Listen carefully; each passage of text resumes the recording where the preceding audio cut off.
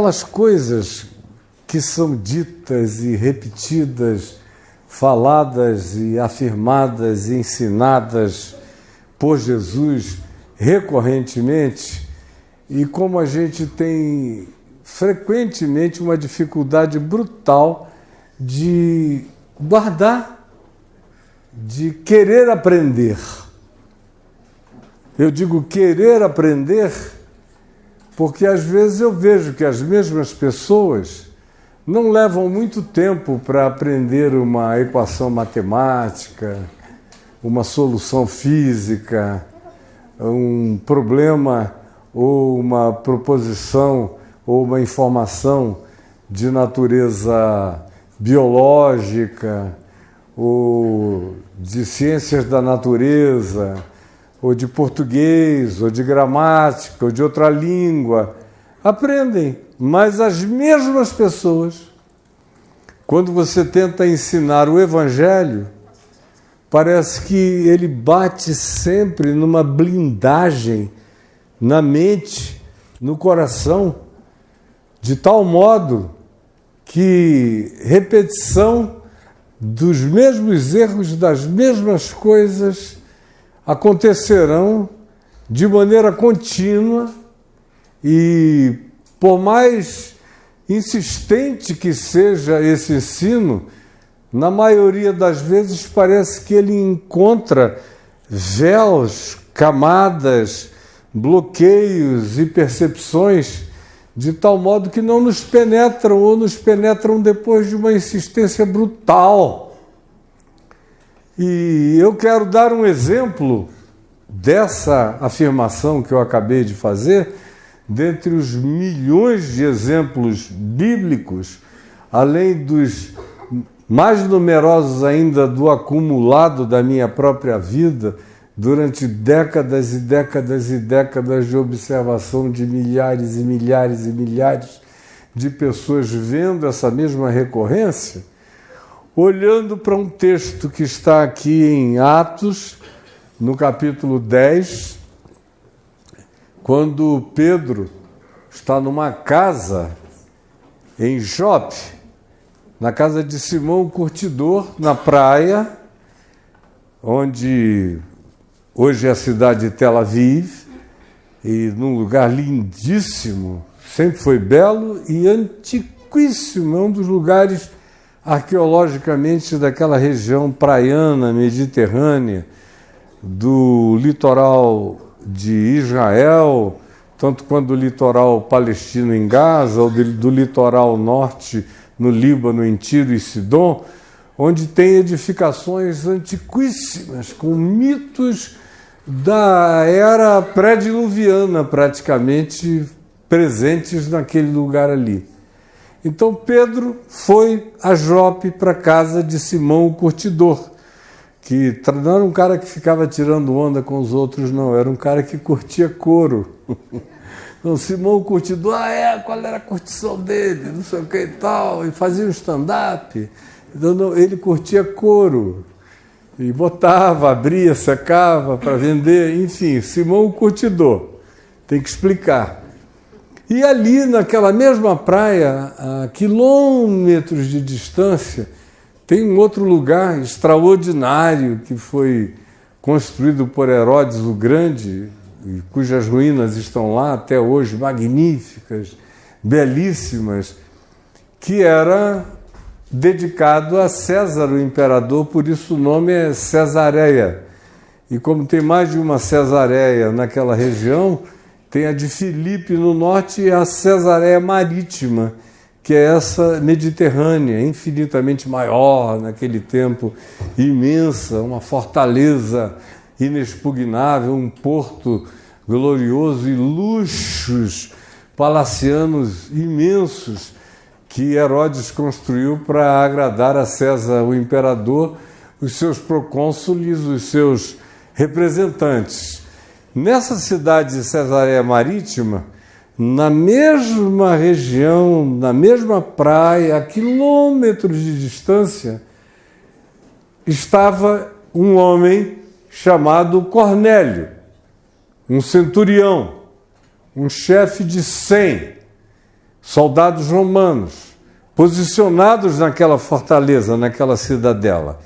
E ele era um homem piedoso, que buscava a Deus, conquanto vivesse cercado de cultos, de panteões, de ídolos, de sacerdotes e de todas as coisas que eram pertinentes à cultura romana, greco-romana, que é uma fusão, um sincretismo de panteões que os romanos fizeram em relação ao panteão grego, mas é basicamente a mesma coisa com outros apelidos, conforme a gente vê em muitos cultos que nos cercam na cultura do nosso ambiente brasileiro. Então, ilustra perfeitamente o que acontecia lá. E esse homem, conquanto cercado por tudo isso, em algum tempo, em algum momento, ele foi atingido pela certeza de que havia um só Deus.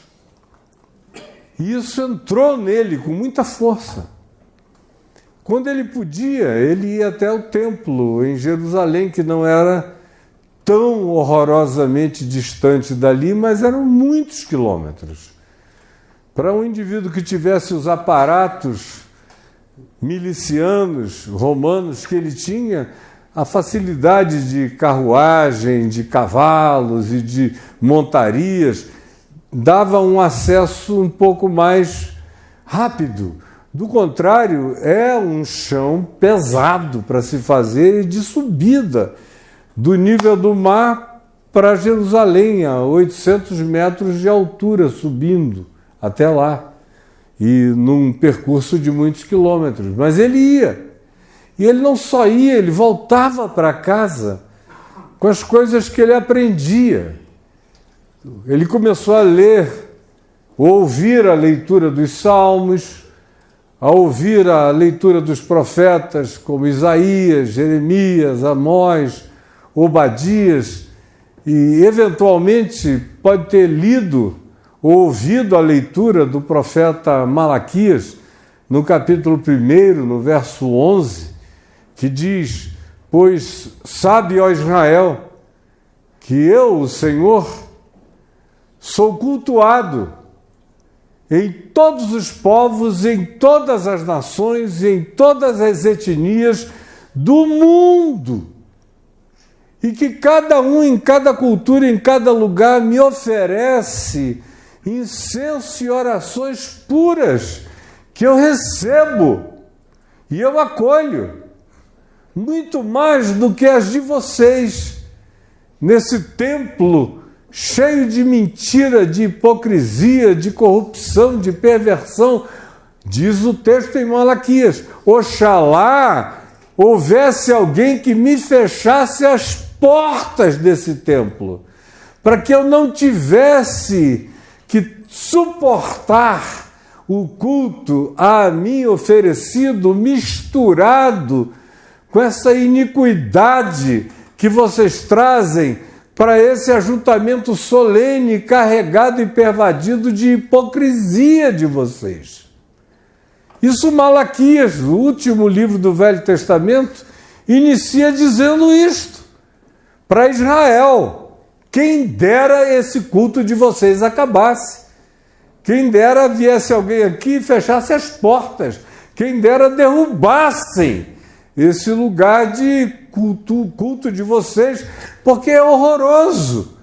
Vocês são nojentos, mentirosos, falsos, arrogantes. Enquanto isso, tem gente que não sabe o meu nome, que não teve instrução nenhuma, que não teve nenhuma ajuda de nenhuma natureza, mas que me intui, me percebe, me sente, me discerne, me ama e oferece incensos puros e orações limpas a mim, sem a poluição de todo esse mecanicismo religioso, esses jeitinhos da perversão religiosa que vocês dão, pensando que com isso me ludibriam, me enganam, me dizem: olha lá um balão, e eu fico distraído com algumas das tentativas religiosas que vocês praticam dioturnamente, tentando me cultuar como distração divina, para que o coração de vocês não seja percebido na maldade, na corrupção, na iniquidade, na ignorância, na desafeição, na falta de solidariedade, no ludíbrio e no engano que vocês criam, como se fosse para mim, mas é o que mais destrói, arruína e mata a própria cognitividade de vocês, que chega a um ponto que vocês não se enxergam mais. Pode ser que esse homem tenha lido, ouvido a leitura de Malaquias. O fato é que ele reage a Deus como quem entendeu. Sem muita repetição, ele entendeu. Como eu vejo toda hora acontecendo há 51 anos pregando o Evangelho. Os de fora, os Cornélios, entendem com uma rapidez enorme.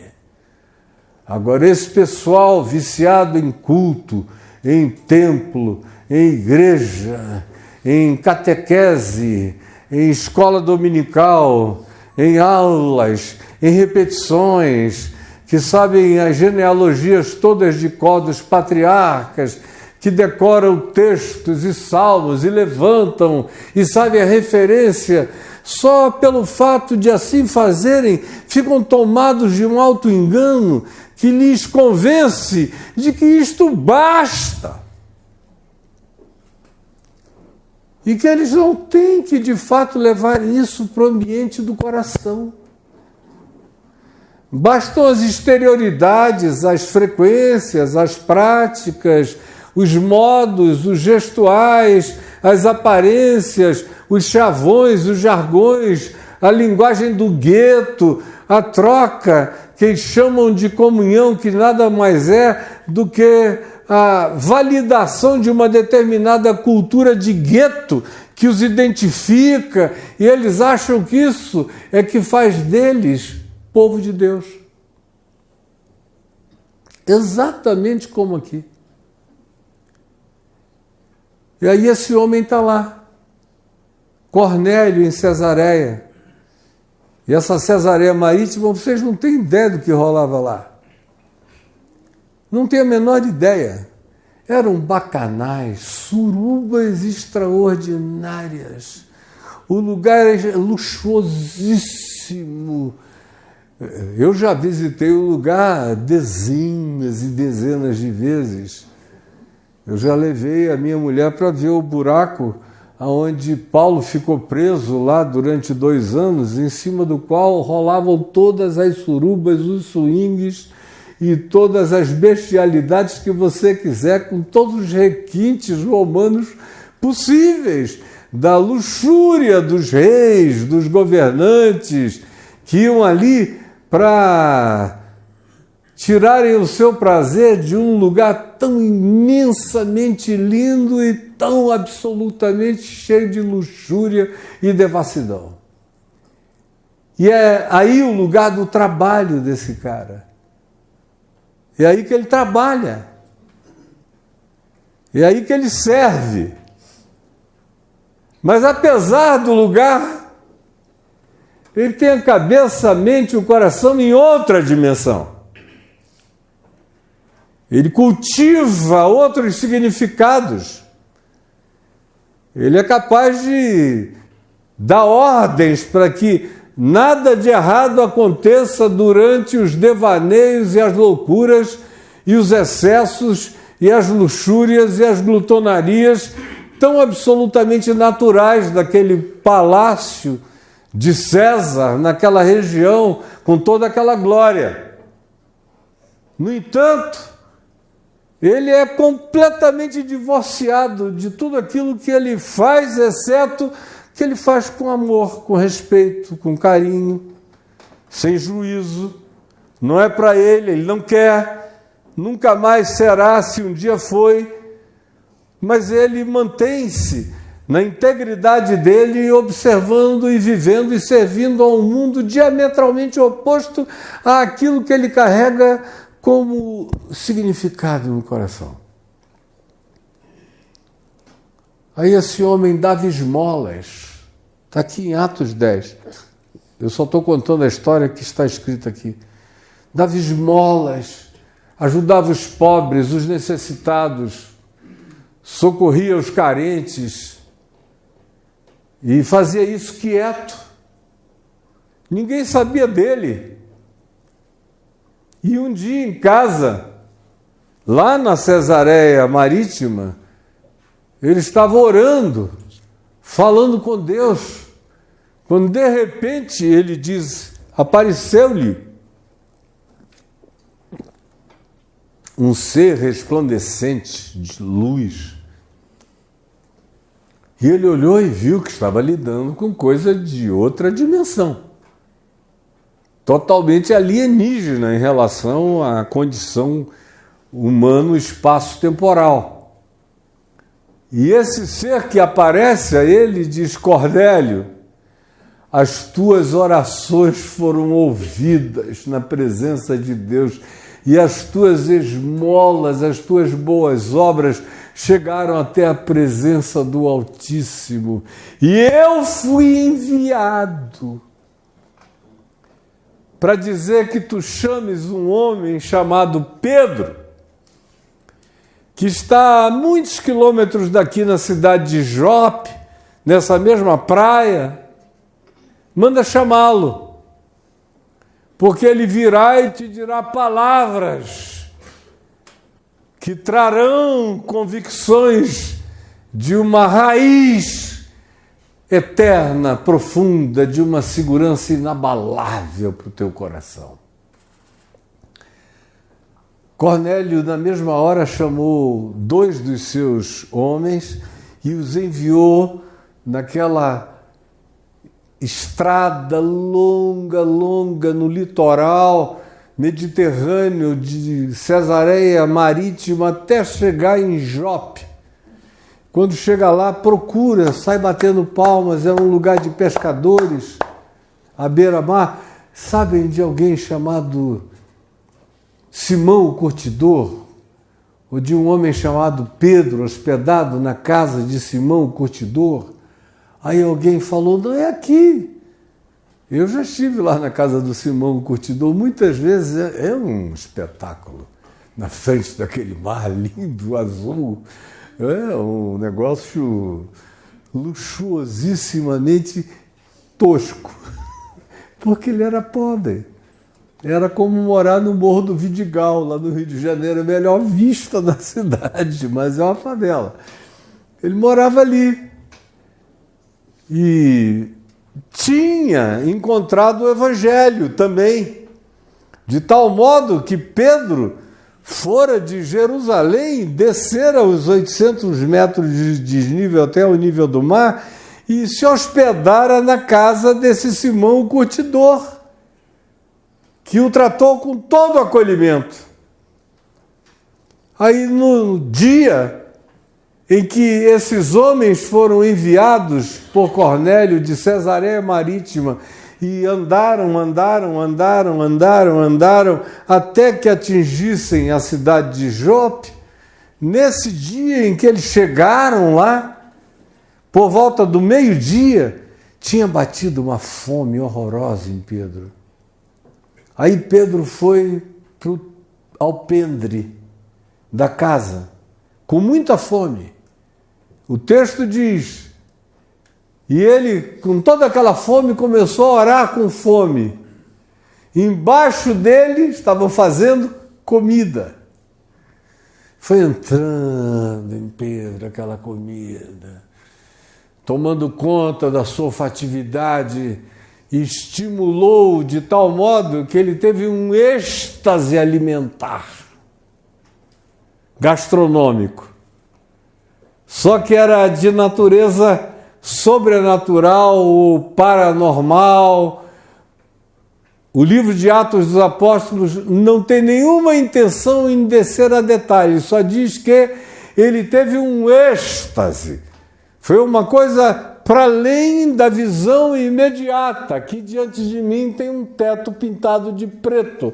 Ele olhou, diante dele, ao invés do céu azul, de repente chega algo no formato provavelmente retangular de um lençol segurado pelas pontas. Ele não sabia nem descrever, mas era uma coisa que se abaulava e descia e ficava bem diante dele, flutuante. Quando ele olhou para aquilo, ele viu, era enorme, uma quantidade enorme de cavalos, jumentos, éguas, burros, quadrúpedes, camelos e parentes, dromedários, animais quadrúpedes existentes no Oriente Médio, de vários tipos, alguns também absolutamente nojentos para a perspectiva da cultura judaica, eventualmente porcos e animais de um outro tipo que eram absolutamente proibidos para serem sequer criados pelos judeus religiosos, de acordo com a lei de Moisés, que proibia comer aquela lista de quase tudo. A lei de Moisés é o oposto do Jardim do Éden. No Jardim do Éden se diz, olha, podem comer de tudo, menos dessa árvore aqui do conhecimento do bem e do mal. Lá, na lei de Moisés, olha, só pode comer essa comida aqui, kosher, que eu estou recebendo da parte de Deus, essa dieta para vocês comerem o resto da vida de vocês, muito sem graça, por sinal, sem gosto quase nenhum, por isso todo judeu transgride isso. Eles me dizem, né, tem muita gente tentando obedecer a Deus, comendo essas comidas horrorosas, então eles obedecem por mim, eu vou comer o que ninguém está vendo, que é onde habitam as coisas gostosas. Mas, pois bem, chega lá, no Éden era tudo livre, menos uma árvore. Na religião é tudo proibido, exceto o que eles determinam que é sagrado para você comer. O resto é proibido. E aí, está Pedro olhando aquele objeto, é como se chama duas vezes aqui de objeto, que baixou até a presença dele. Era algo tão aturdidor que o nome que deram foi êxtase, para algo tão absolutamente chocante e inusitado que parecia ser subjetivo, ao mesmo tempo é tratado duas vezes de maneira objetica. É chamado de objeto. E além dos quadrúpedes, tinha todo tipo de cobra, de dragãozinho de Komodo, do que você quiser imaginar de répteis de sangue frio. Tudo que também era proibido se comer na lei de Moisés. Além de aves proibidas, um monte de aves que eram todas condenadas na culinária, na dieta e na gastronomia judaico-religiosa. Tudo ali, e uma voz que vinha de algum lugar forte e poderosa, tão inequivocamente divina que Pedro a chama de Senhor, o autor da voz, que ele não vê, mas ouve, e diz, levanta-te, Pedro, mata e come. Aí ele disse, de modo nenhum, Senhor, porque na minha boca jamais entrou coisa comum ou imunda. Pela segunda vez a voz lhe disse, levanta-te, Pedro, mata e come. Ao que ele respondeu, de modo nenhum, Senhor, porque na minha boca jamais entrou coisa comum e imunda. Aí a terceira vez se repetiu e a resposta dele foi identicamente a mesma, de modo nenhum, Senhor. Tem alguém que ele chama de Senhor, ele só chamara de Senhor a Jesus, dizendo, levanta-te, Pedro, mata e come, Mas ele diz: de modo nenhum, Senhor. Eu não. E eu fico me perguntando, o que aconteceu com Pedro? Porque o Pedro original, lá da Galileia, não era religioso. Ele não era. Ele era um pescador ali daquela região, nasceu em Betsaida, circulava naquele monte de culturas diferentes, por isso o lugar chamado de Galileia dos Gentios, fluxo de caravanas passando de um lado para o outro, havia mares, atravessava a região onde ele ganhava o dinheiro dele pescando na sociedade com Tiago, João e seu irmão André, e o pai de Tiago e João, Zebedeu, onde eles tinham uma indústria pesqueira e comiam o que vinha. Depois andaram com Jesus, Jesus os chamou e os designou como apóstolos, que significa quase a mesma coisa que anjo, enviado, recadeiro, aquele que leva uma mensagem. Anjo significa também a mesma coisa. E aí andam com Jesus durante 3 anos e veem Jesus entrar na casa de todo mundo, ir para lugares onde não se podia ir. Ele liberta um possesso gadareno num cemitério de gentios, lida, conversa, é tocado e toca em pessoas que eram cuidadoras de porcos, o que para um judeu era absolutamente impensável. Lida com aquele homem que era um monstro possuído de demônios há anos e que se contaminava do ponto de vista da religião judaica conforme Moisés com uma quantidade absurda de realidades mórbidas que, se alguém com elas lidasse, iria ficar completamente impuro, sem falar que ele em si já era considerado por um judeu como ente impuro, só por não ser judeu. E ele sai dali, vai para a casa do chefe da sinagoga em Cafarnaum, Jairo, para ressuscitar a filha de Jairo. Tinha que ter tomado um banho de purificação e ficar dias de purificação para poder entrar na casa do chefe da sinagoga. No caminho para a casa do chefe da sinagoga ainda vem uma mulher menstruada, há 12 anos, e pega na veste dele. Se ele fosse obedecer à lei, ele parava tudo. Não me toca. Mulheres daquele jeito não ficariam curadas. Se ela tocasse, por exemplo, na fonte da cura, que ela não quis nem pegar no corpo, pegou só na veste, numa deferência absoluta, porque disse: eu ao menos lhe tocar nas vestes eu ficarei curada, mas já era o bastante para torná-lo, do ponto de vista judaico, religioso, impuro. E Jesus disse: quem me tocou? Tem o diálogo que vocês conhecem com a mulher: vai-te em paz, a tua fé te salvou. Entra na casa do chefe da sinagoga, ressuscita a filha dele, Talita cumi, sai dali tocado, mexido pela porta da cidade por todas as pessoas. Vêm os leprosos, que também são entes considerados imundos, e tanto quanto os leprosos eram naqueles dias religiosamente contaminantes, radioativos espiritualmente, vem uma quantidade enorme de outros com os quais ele lida, em relação a cujos toques, encontros, relações você não vê em momento algum ele dizendo: eu preciso sair para me purificar. Não. Ele está sempre limpo, sempre indo de um para o outro sem fazer acepção de pessoas, nem praticando nenhum tipo de lei de Moisés purificatória, ignorando por inteiro. E foi o tempo todo, no mesmo dia, ele cometia uma quantidade enorme de transgressões à lei de Moisés. A mera leitura do Evangelho, para quem conhece os contextos históricos e bíblicos, vê esse atropelo contínuo.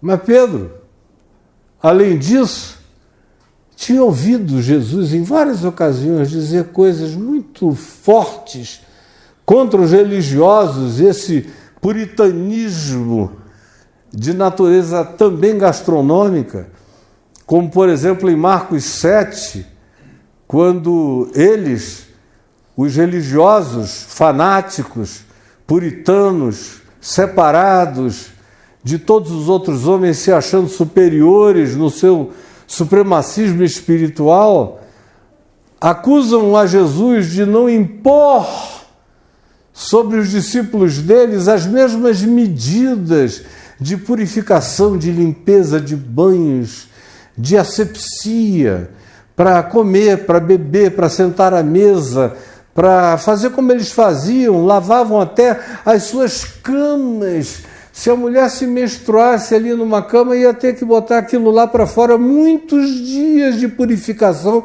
para poder voltar para o interior da casa. Tudo era feito em torno dessa fobia do impuro. E aí Jesus diz explicitamente o seguinte, na presença de Pedro e de todos os seus discípulos, dizendo: nada há fora do homem que entrando nele o possa contaminar, mas o que sai do homem é o que contamina. Se alguém tem ouvidos para ouvir, ouça.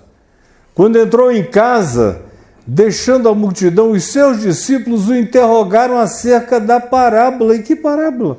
Nada podia ter sido mais óbvio. Não é o que entra pela boca o que contamina, é o que sai de dentro.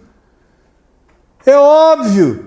Todo mundo ali tinha entendido, mas eles, os apóstolos, parece que quanto mais próximos ficam, mais blindados se tornam. Como aqui também. Eu comecei dizendo, os de fora entendem numa rapidez danada, mas se você começa a ir de igreja em igreja, de pastor em pastor, disso e daquilo, daqui a pouco você está com a cabeça absolutamente doida, confusa, não entende mais nada, em dúvida de tudo, mas o pastor fulano de tal diz isso, o outro diz aquilo, o outro aquilo outro. Meu Deus, nesse panteão de vozes ensandecidas e você aí no meio, confuso, cada dia entendendo menos. E eles estão com Jesus, mas parece que o fato de estarem com Jesus dá a eles um privilégio especial, eles têm um acesso mais íntimo, então eles não precisam nem entender o que todo mundo está entendendo, porque eles podem recorrer no nível mais íntimo e particular e fazer pedidos que ninguém mais poderia fazer. Aí eles dizem, explica-nos a parábola. E não foi parábola, foi uma assertividade chocante. Não teve nenhum elemento parabólico no que Jesus havia dito. Aí Jesus diz, assim também vós não entendeis, que é algo que ele toda hora fala que vocês não entendem. Ele prossegue e diz, não compreendeis que tudo o que de fora entra no homem não o pode contaminar, porque o homem não é o corpo, o homem é um espírito que tem um corpo, o homem não é um corpo que tem um espírito, eu sou um espírito, olhem para mim, vocês estão olhando para um espírito falante, que tem por enquanto um corpo. O corpo é meu, mas não sou eu. Eu sou mais profundo que esse corpo. Esse corpo é só um aparato que eu uso, mas eu não sou esse corpo. Olhem bem nos meus olhos, quem sabe vocês vão ver a minha alma. Mas o corpo é meu, eu não sou o corpo. Aí vem Jesus e diz, o que sai do homem, isso é o que contamina, não é o que entra. Porque o que entra, não entra no coração. E ele não está falando de colesterol, ele não está falando de gordura, não está falando de nenhum entupimento das carótidas, ele não está falando de absolutamente nada disso. Ele está falando de coração na perspectiva antropológica do Velho e do Novo Testamento como sede das emoções, dos sentimentos. das intuições, do paranormal em nós, daquilo que está para além do intelecto imediato, está no coração. É isso que significa, e os apóstolos deles sabiam o que isso significava. Assim, ele continua e diz: não pode contaminar, porque não entra no coração, mas vai para o ventre. O caminho é outro, cai no ventre, no coração, ser abstrato, profundo, alma, psique, ou em hebraico, nepas. Não é aí. Isso aí, qualquer que seja o alimento, não chega nessa dimensão da alma, nem do espírito, passa. E ele diz, e depois é jogado num lugar escuso, mas passa direto. O que sai do homem, isto sim é o que contamina.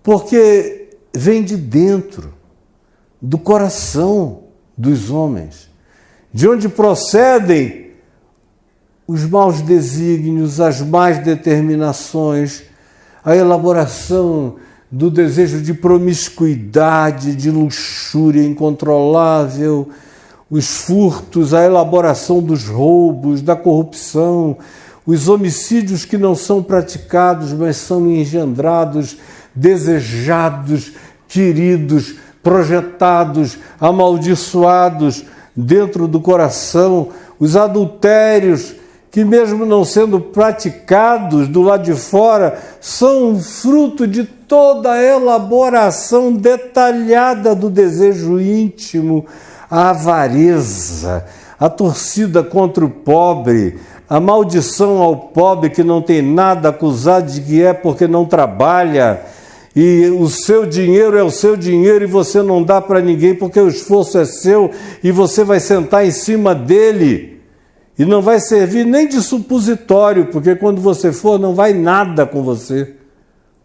As malícias dos seus pensamentos, dos seus engendramentos, das suas concepções, o dolo, aquela maldade essencial, guardada, mascarada, mas perversa, no coração, a intenção ruim, que é o que o dolo carrega, a lascívia, a babação desejosa, a inveja, o espírito de competição, a briga com o outro, querendo ser o outro, tomar o do outro, o lugar do outro, a oportunidade do outro, ou qualquer outra coisa do outro, a blasfêmia da mentira, da fake news sobre o próximo, do que você diz contra a alma do outro, mesmo sabendo que não é verdade, mas é circunstancialmente interessante para depreciá-lo.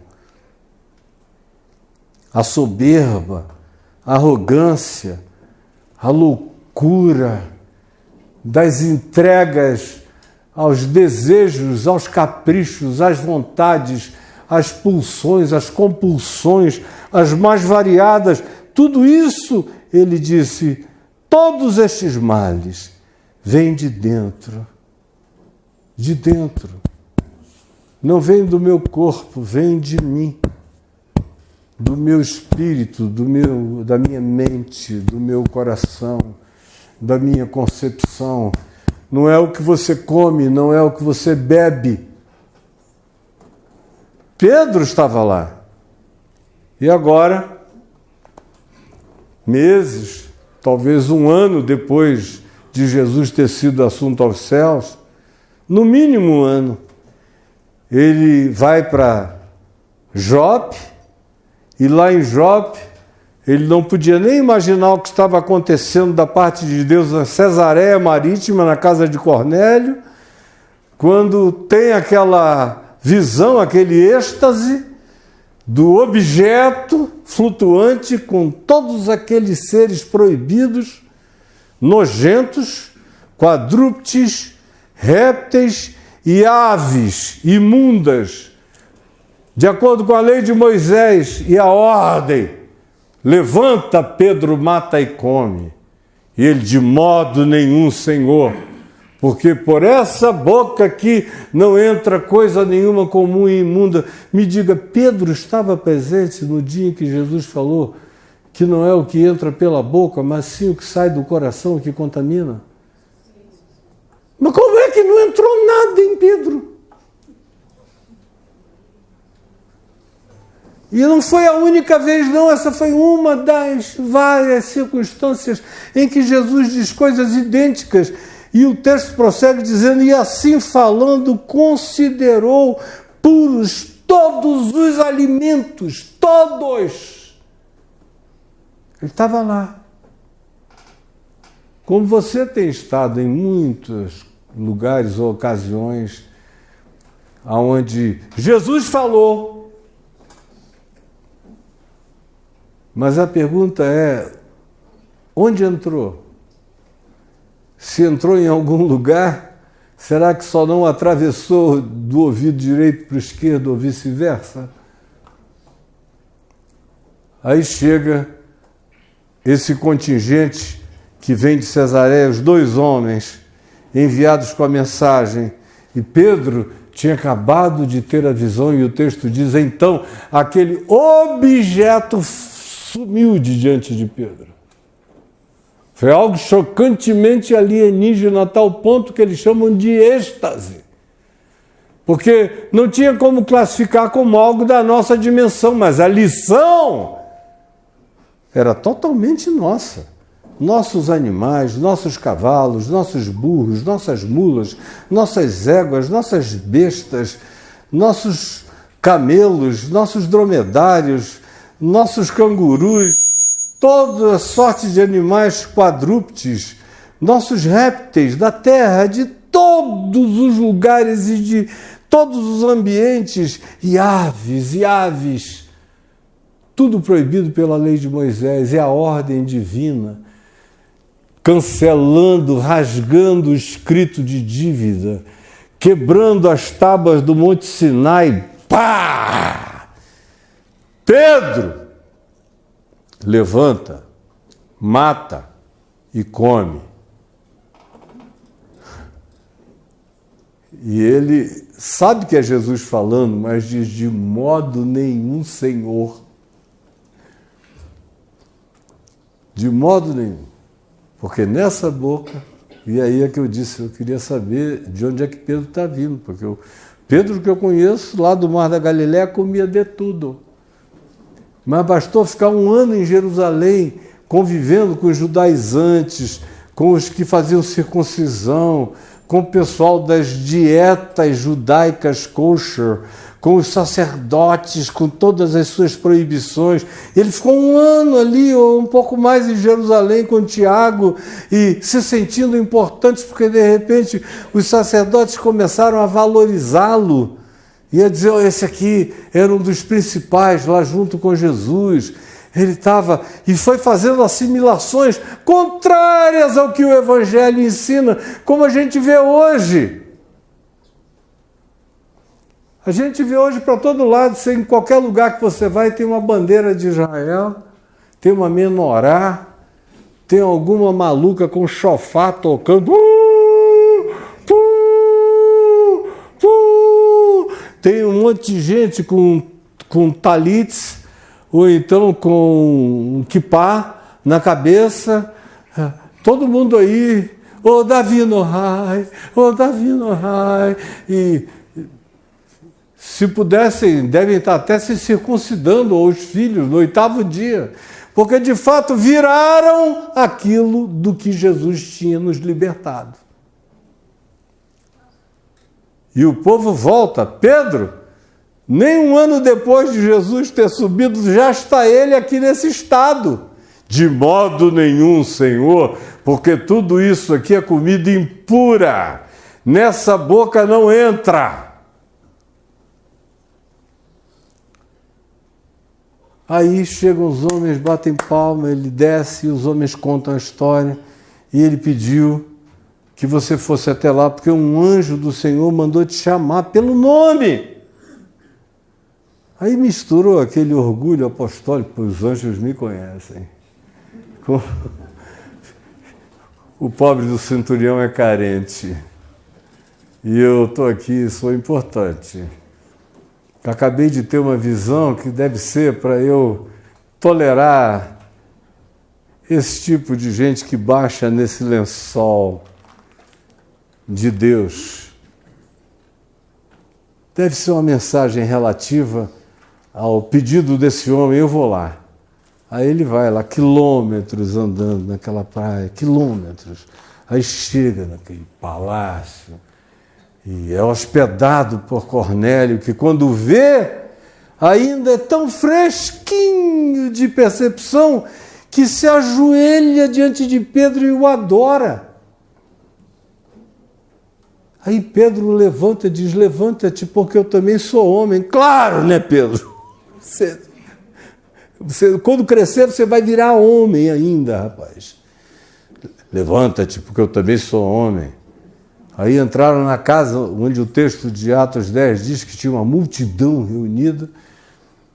E Cornélio, Pedro diz, vós bem sabeis que a um judeu como eu não é permitido se aproximar de gente de outra raça, de outra nacionalidade, de outra etnia, para não ficar contaminado. Mas hoje eu tive uma visão aí contou a história inteira dos quadrúpedes, répteis e aves e da voz. E eu fiquei pensando se porventura Deus não estava querendo me dar uma revelação. Jesus já tinha dito tudo explicitamente. Ninguém precisava mais de revelação nenhuma, exceto por ser idiota. Aí lá vai ele. Então, por isso eu vim. Ai, que vergonha alheia, Pedro. Aí, mas o que é que vocês querem de mim?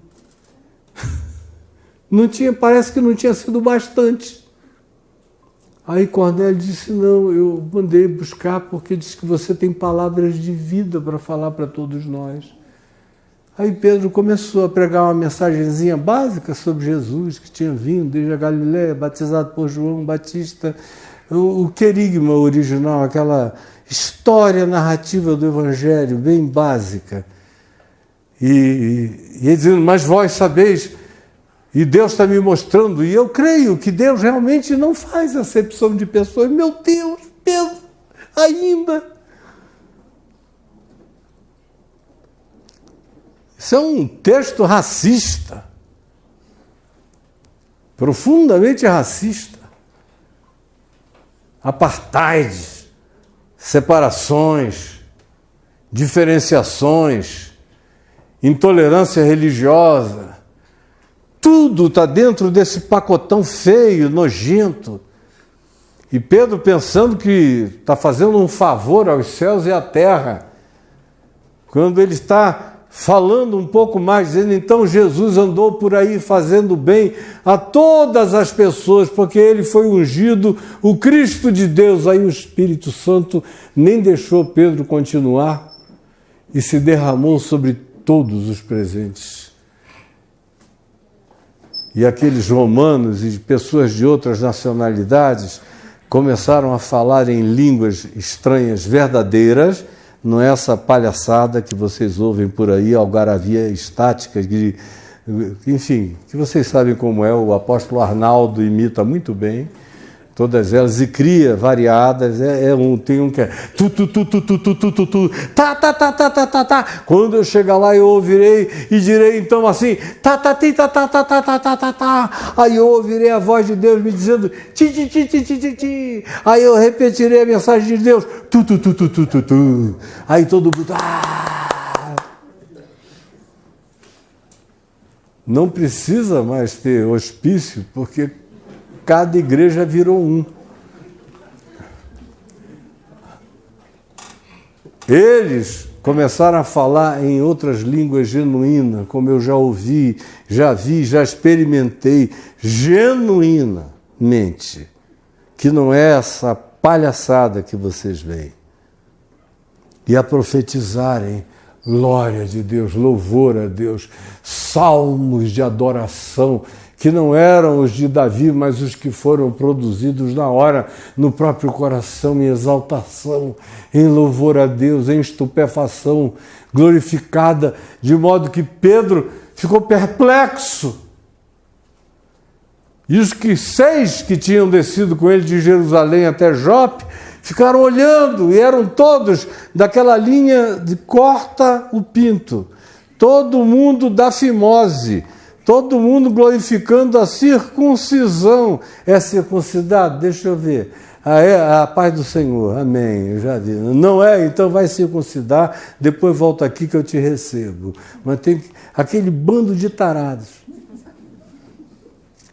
Aí quando eles olham, dizem, meu Deus, olha o que está acontecendo com esses homens. A mesma coisa que aconteceu conosco lá no cenáculo em Jerusalém, quando vieram as línguas de fogo e o Espírito Santo desceu sobre nós e todos falaram em outras línguas e profetizaram. A mesma coisa está acontecendo aí. Pedro tem uma conclusão tão lógica.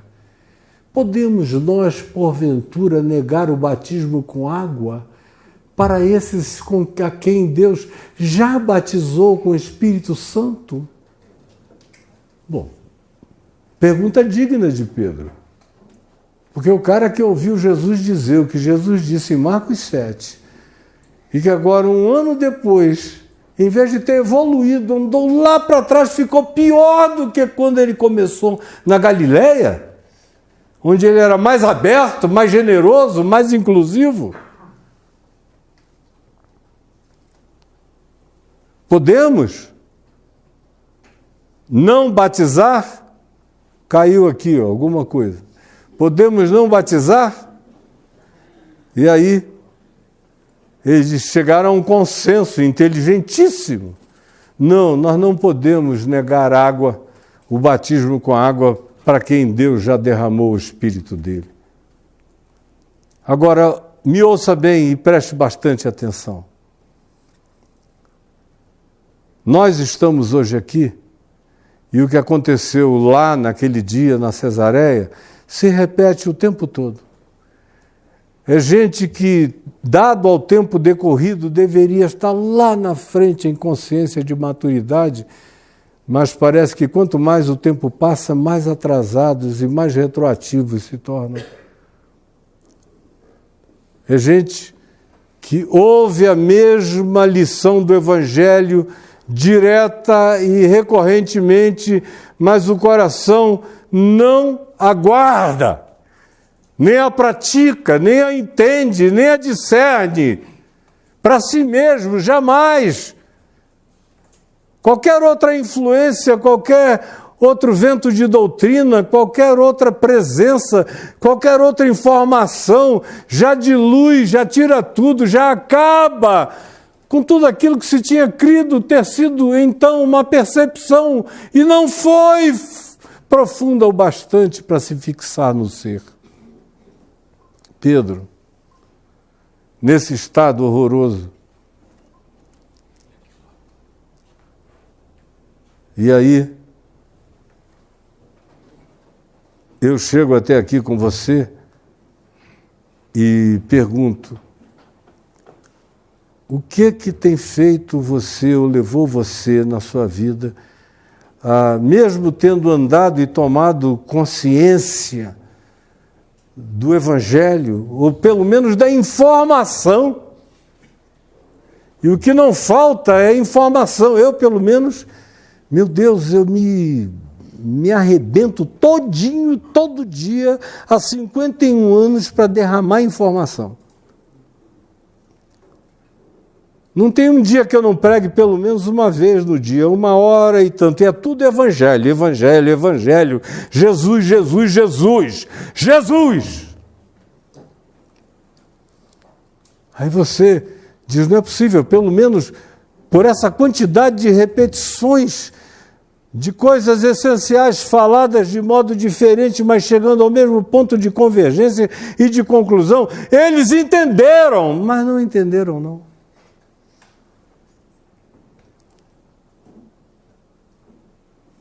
E aí,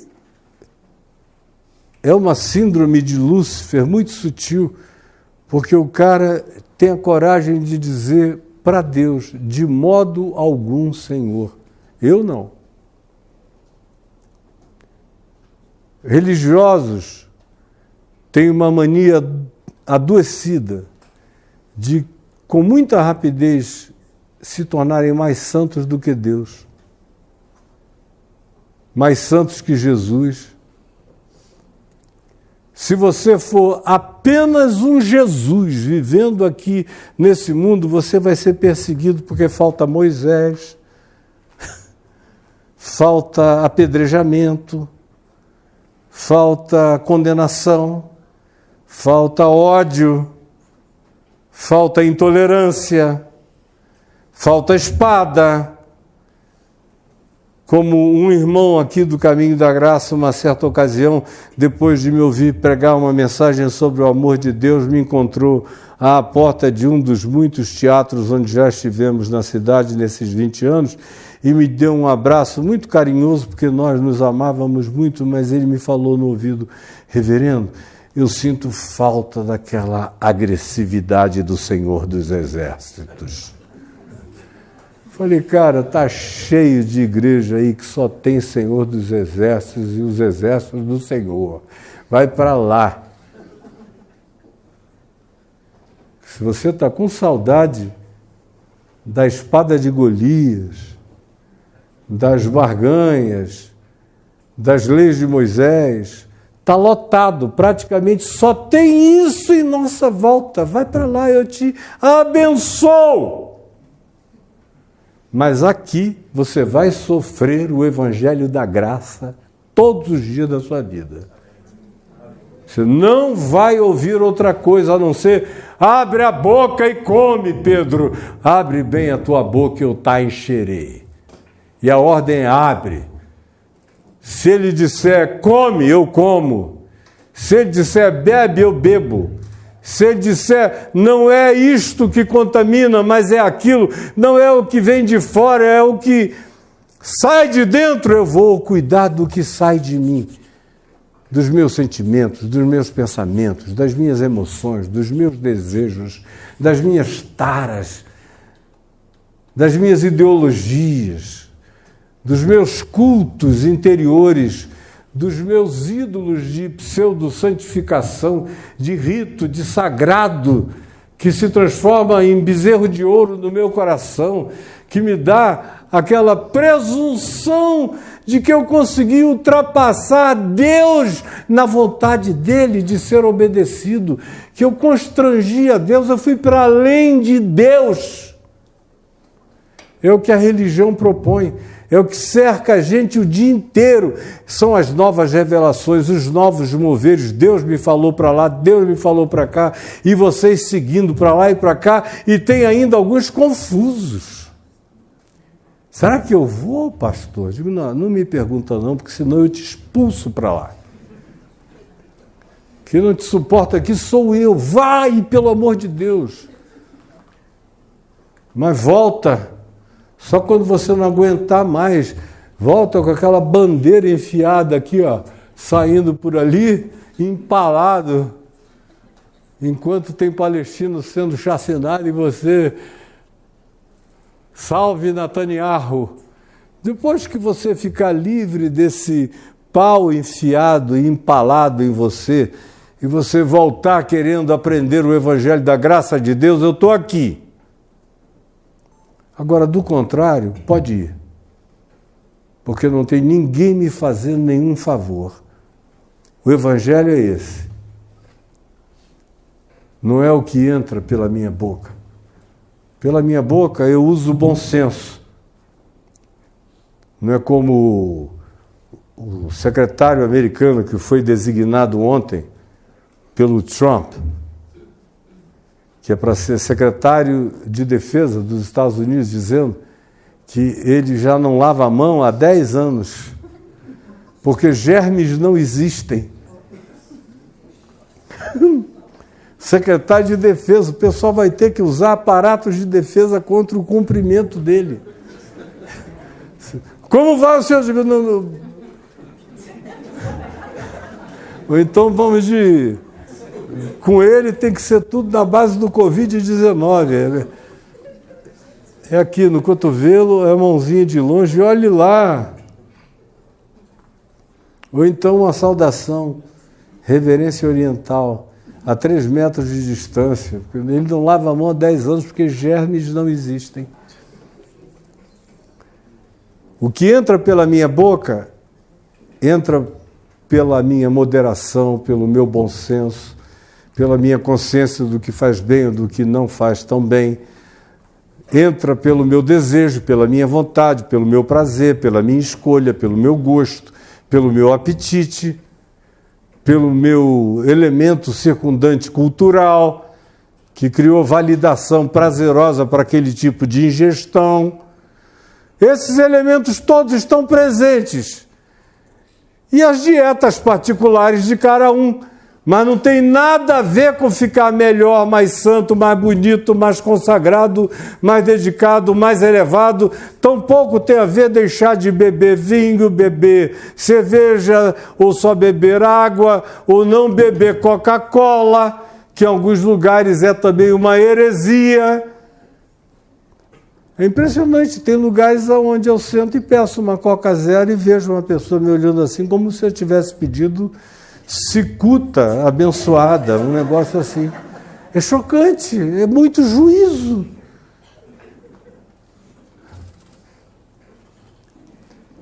O senhor tem certeza que o senhor quer mesmo essa Coca, reverendo? Eu digo, absoluta, meu irmão. Total. E 0, viu? O que é que você... Eu vim aqui para deixar uma pergunta com você. Em relação a quê? A quantas, tantas coisas que o Evangelho já revelou que você está livre, livre. Livre para ser, para provar, para experimentar, para conhecer, para viver, para anunciar. Em relação ao que você diz quando chega como liberdade da graça de Deus para você, mas você diz, eu não, Senhor. Porque o Senhor pode até abençoar, mas eu não abençoo o que tu estás abençoando. Basicamente é isso que os crentes dizem toda hora, que os pastores daí dizem, mandam você fazer tudo o que Jesus disse que não era para fazer, ou seja, do coração você vê até na pregação, sai toda a sorte de coisas ruins. São palavrões, são insultos, são agressões, são maldades, são torpezas, são avarezas, são deseducações. É cada vez coisa mais brutalmente inacreditável que sai da boca. E o povo aplaude, diz aleluia, glória a Deus. Enquanto tem aquele derrame de esgoto espiritual. Mas eles ficam olhando o que você come, aonde você come, o bar que você parou, o que você foi fazer lá, por que você foi até ali.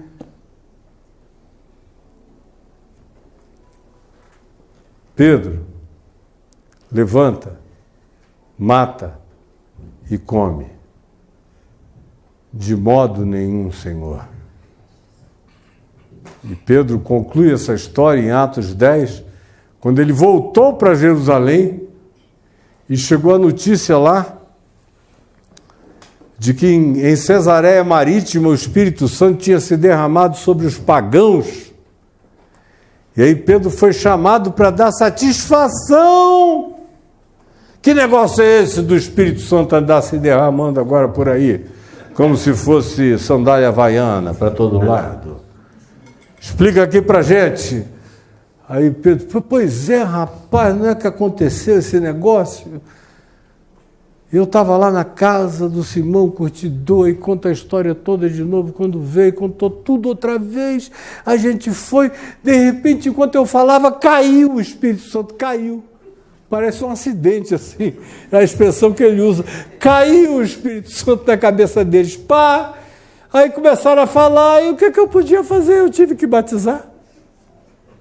Aí o texto diz, Dizendo Pedro essas palavras, apaziguaram-se os crentes. Pelo amor de Deus, e você quer ser crente? É um atraso de vida que não tem tamanho. Eu estou chamando você para ser discípulo de Jesus e para ser um pouco mais parecido com Paulo do que com Pedro, porque eu vou te dizer. A dificuldade cognitiva de internalização do Evangelho que esse pessoal que andou com Jesus aqueles 3 anos e 6 meses aparentemente demonstrou, especialmente Pedro, é uma coisa chocante. Agora, não é para ficar pensando em Pedro há 2000 anos atrás, é para olhar para a gente. O que é que no curso da vida você tem dito para o Senhor? De modo nenhum, Senhor. Eu não. Não foi assim que eu aprendi. O Evangelho pode até dizer isso, mas aqui não. Aqui não emplaca. Não na minha casa. Não com a minha mulher. Não com meu marido. Não com os meus filhos.